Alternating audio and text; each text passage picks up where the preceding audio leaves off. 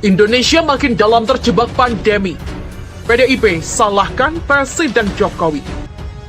Kalau kita menginginkan sebuah perubahan tertentu, maka kita harus memulainya. Jadi mari kita mulai. Sahabat semua, politisi PDIP hari ini mulai mengecam Presiden Jokowi. Ngeri kali. Ini kabar saya dapatkan dari Pojok 1 ya, tanggal 31 Juli kemarin. Judulnya, politisi PDIP ini salahkan Jokowi. Wow. Presiden tak patuh konstitusi kalau patuh sejak awal lockdown. Ya, itulah yang menjadi pembicaraan rakyat jelata 1,5 tahun ini. Kenapa tidak di lockdown? Kenapa dibuat asumsi-asumsi yang memberatkan untuk melakukan lockdown? Padahal banyak negara melakukan lockdown dan itu berhasil. Hari ini kita coba gencarkan dengan vaksin, mudah-mudahan niatan pemerintah tercapai. Kita berharap seperti itu. Tapi kita harus mengevaluasi besar-besaran cara pemerintah merespon sebuah kondisi hari ini di negeri ini. PPKM level 4 sudah mulai ditinjau ulang. Apakah mau dipertahankan atau mau diturunkan menjadi level yang berikutnya. Karena selama ini pemerintah belum mempunyai National Response Plan. Bagaimana mengendalikan pandemi ini supaya betul-betul pandemi ini kita bisa atasi. Artinya, kita harus bergerak untuk menekan kasus penularan serendah-rendahnya, semaksimal mungkin, dan terus-menerus kita sustain, kita pertahankan. Kalau ada lonjakan, lonjakannya tidak terlalu tinggi. Dengan demikian kita bisa kembali memulihkan ekonomi. Kalau tidak, akan terjadi lonjakan ketiga nanti yang jauh lebih dahsyat. Kenapa? Karena sekarang situasinya adalah situasi di mana virusnya sudah berubah. Jadi pendekatan seperti pembatasan kegiatan masyarakat yang kita sebut sebagai PPKM itu sebenarnya lockdown ya. Jadi tidak ada hubungannya dengan lockdown atau tidak lockdown. Pemerintah sejak awal tidak menggunakan rujukan sesuai undang-undang karantina itu, di mana kita harusnya masuk ke fase lockdown. Jelas Effendi Simbolon Sabtu 31 Juli kemarin. Tapi kita menggunakan terminologi PSBB sampai PPKM. Mungkin di awal mempertimbangkan dari sisi ketersediaan dukungan dana dan juga masalah ekonomi, katanya. Ya, ini memang makin hari apa yang disampaikan oleh orang-orang yang selama ini seperti yang terus-menerus berusaha membela presiden dan pemerintahan seperti yang berbalik arah. Ada apa ya? Pada akhirnya yang terjadi kan lebih mahal ongkosnya sebenarnya. PSBB itu juga 1.000 triliun lebih ya di tahun 2020 itu. Presiden tidak patuh konstitusi. Kalau dia patuh sejak awal lockdown, konsekuensinya dia belanjakan itu. Sebulan 1 juta kali 70 masih 70 triliun. Kali 10 bulan masih 700 triliun. Ya sedangkan ini 1.000 triliun belum selesai, nggak selesai gitu ya. Masih di bawah membanjirnya uang yang tidak jelas kemana larinya ya. Banyak orang mengambil kesempatan dalam kesempitan. Banyak para koruptor berkeliaran. Masih jauh lebih efektif itu daripada vaksin. Sambungnya lagi. PPKM ini dasarnya apa? Rujukannya apa? Arahan presiden? Mana boleh. Makin keras aja nih ya. Akhirnya panik gak karuan. Uang habis 1.000 triliun lebih. Erick Thohir belanja, Menkes belanja. Dengan hasil nol. Minus malah. Ini herd immunity karena iman saja. Ya luar biasa ya, kepanikan pemerintah hari ini harus menjadi pelajaran untuk segera dievaluasi, segera dirombak sistemnya dan orangnya kalau perlu. Makanya saya bilang ngapain kalian pejabat diskusi Zoom gitu-gitu, gak penting ditonton rakyat, sama sekali tidak penting, rakyat tidak perlu ditampilin itu. Ya, yang perlu ditampilkan ke rakyat adalah ekonomi yang membaik, ruang kebebasan yang dibuka lebar, opini dan pendapat yang kemudian diterima, diakomodasi, kan begitu.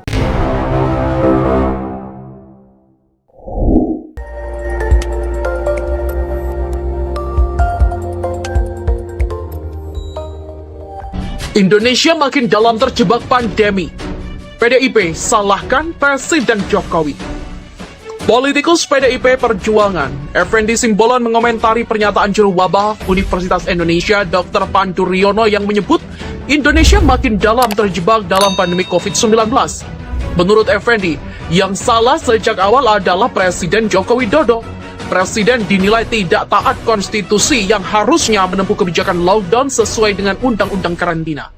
Ya ini karena Presiden itu nggak patuh konstitusi. Kalau dia patuh sejak awal dilakukan lockdown, Konsekuensinya dia belanja sebulan 1 juta, dikalikan 70 itu hanya 70 triliun. Kali 10 bulan masih 700 triliun. Masih di bawah membanjirnya uang yang tidak jelas kemana larinya. Katanya, strategi lockdown ini juga menurutnya lebih efektif dibandingkan memboroskan anggaran untuk pembelian vaksin. Dikatakannya, sudah banyak negara yang sukses menerapkan lockdown untuk membendung pandemi ini, tapi hal yang sama tidak dilakukan oleh Jokowi. Padahal, amanat itu ada di Undang-Undang Karantina Kesehatan. Jadi pemerintah ini sejak awal tidak menggunakan rujukan sesuai Undang-Undang Karantina. Kita harusnya itu masuk fase lockdown. Tapi yang digunakan terminologi PSBB hingga PPKM. Pada akhirnya, yang terjadi lebih mahal ongkosnya. Yang sebenarnya begitu, PSBB itu 1.000 triliun lebih loh dananya di tahun 2020. Sementara kebijakan PSBB hingga PPKM ini hasilnya nol, malah minus katanya. PPKM ini dasarnya apa? Rujukannya apa? Arahan presiden? Mana boleh. Akhirnya terjadi panik nggak karuan, uang hilang menguap habis 1.000 triliun lebih. Erick Thohir belanja, Menkes belanja dengan hasilnya nol, minus malah. Ini herd immunity karena iman saja, pungkasnya. Sementara ramai Jokowi Endgame, sejumlah tokoh dan aktivis serta akademisi berikan pendapat begini. Soal ramai Jokowi Endgame, sejumlah tokoh, aktivis, dan akademisi memberikan pendapat pemerintah tidak perlu takut kritik dan takut demonstrasi. Karena menyampaikan pendapat adalah legal selama dilakukan sesuai dengan aturan hukum. Narasumber dalam webinar Narasi Institut di balik aksi Jokowi Endgame gagal atau prank diselenggarakan Narasi Institut pada Sabtu kemarin. Hadir beberapa pembicara antara lain pakar kebijakan publik dan Fadil Hasan, Direktur Eksekutif Indobarometer Muhammad Kodari, politisi PSI Valdo Maldini, mantan Sekretaris BUMN Muhammad Said Didu, mantan juru bicara Gus Dur Adi Mesardi, mantan Wagub Jabar Deddy Miswar, mantan Menku era Presiden Soeharto Fuad Bawazir, dan aktivis senior Burza Zarnudi. Ekonom senior Fadil Hasan mengatakan bahwa aksi 24 Juli 2021 Jokowi Endgame ramai di media sosial tapi nihil di lapangan. Seharusnya disikapi biasa saja. Ironisnya, para elit malah menarasikan saling tuding soal siapa dalang di balik aksi yang tidak terjadi itu. Aksi Jokowi Endgame ramai di medsos namun ternyata nol di lapangan. Harusnya ini nggak perlu direspon berlebihan oleh elit. Ternyata narasi elit malah menarasikan hal yang tidak substansi siapa dalangnya. Kita harus fokus kendalikan COVID-19 dulu, kata Fadil. Sementara itu, Koordinator Gerakan Indonesia Bersih atau GIBA Dimas Sardi berpendapat bahwa demonstrasi adalah legal. Pasalnya, ada syarat-syarat yang harus dipenuhi ketika akan berdemonstrasi, termasuk harus memberitahukannya kepada polisi. Adi menceritakan bahwa dirinya kerap merancang aksi demonstrasi yang jelas-jelas dilindungi undang-undang. Salah satunya terkait demo melawan korupsi. Saya itu terheran-heran dengan sikap pemerintah yang terlihat sibuk mengurusi demo, padahal ada hal lain yang lebih penting untuk diurusi pemerintah. Why Pak Mahfud? Menko Polhukam CS enggak nyari dalang korupsi Jiwasraya, Sabri, Bansos Covid, dan goodie bag Sritek Solo yang jelas-jelas ilegal. Kenapa?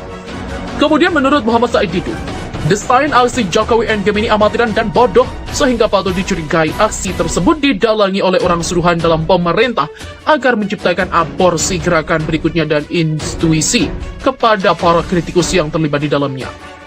Harus diakui, penanganan PPKM darurat seperti saat ini banyak melahirkan kekecewaan publik, sehingga patut dicurangi aksi Jokowi Endgame tersebut didalangi oleh suruhan dalam agar mengaborsi kekecewaan publik dengan insinuasi terhadap tokoh yang kritik penanganan COVID saat ini.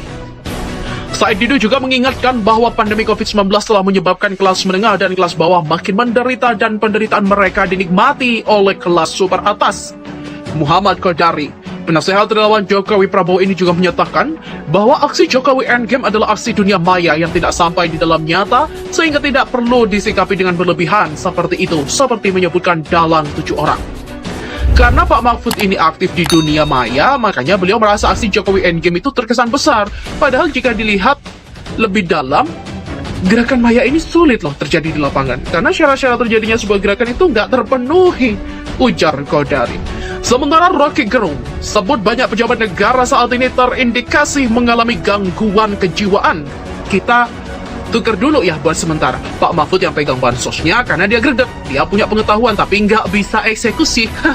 Jadi saya usul deh, Pak Mahfud itu pegang jabatan Mensos, Ibu Risma karena suka marah-marah ambil posisinya Pak Mahfud, tapi bukan sebagai Menko, tapi sebagai penonton sinetron. Kan itu membuat lebih humble sebetulnya. Iya enggak? Kata Rocky Gerung.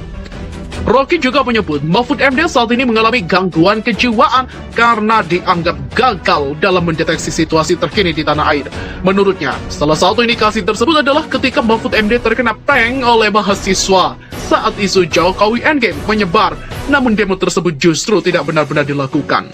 Mahfud dia mengalami reverse psikologi, jadi psikologinya dia itu kebalik gitu. Dia tutup itu, padahal sebetulnya dia yang paling punya problem psikologi karena dia gagal terus untuk mendeteksi keamanan gagal. Di prank dia oleh mahasiswa, dia bilang, ya kami udah tahu dari awal katanya.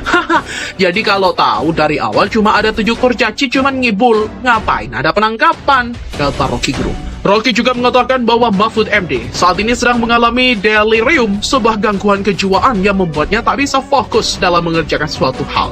Dia menganggap bahwa Mahfud MD itu tak mampu melihat masa depan sehingga endgame merupakan sebuah hal yang harus segera dilakukan.